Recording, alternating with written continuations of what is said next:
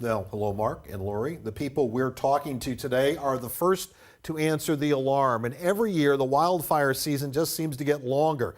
And it could come to neighborhoods located west of the Cascades, including yours.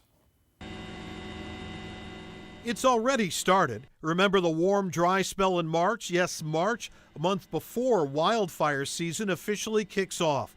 March saw 54 wildfire starts across the state, according to the Department of Natural Resources. 50 of those fires were in western Washington.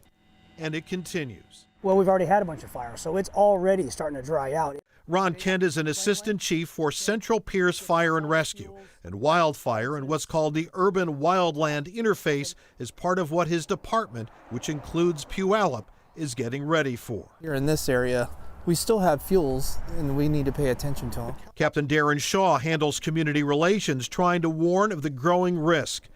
They bring us here, where a collection of grass, brush, and trees butts right up to a wooden fence. That's fuel touching fuel that can then get to the home. His department already has 3 brush trucks designed to fight wildfires in training. 5 acres, undeveloped land right next to neighborhoods. That's our problem. It could be a busy season. Look at the red on this map. That's western Washington and northwest Oregon. What the National Interagency Fire Center in Boise says is above normal risk.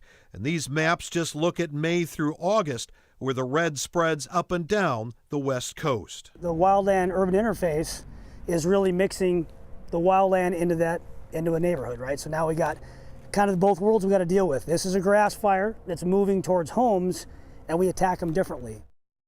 Now, Central Pierce has stood up a committee to better understand wildfire risks in their area. It has hired firefighters with a background in wildland firefighting, and they are not alone. Even in cities like Seattle, firefighters are finding themselves dealing with brush fires. And that neighborhood we took you in Puyallup, that area has seen fires before, and even the Department of Natural Resources, which is the biggest firefighting agency in the state dealing with this, they have now equipped a helicopter specifically designed to fight fires in that urban wildland interface. So, Glenn, what can homeowners do to help these firefighters? Well, they're reaching out. They're trying to get that across. I want everybody to go to king5.com. You see how that was growing up against the fence? Very scary. That's what happens. They say most homes that are lost in wildland fires would be helped by what's called defensible space, so cutting that brush back. And we have information on our website at king5.com so you can learn more about how to do that. Links, it's called Being Firewise,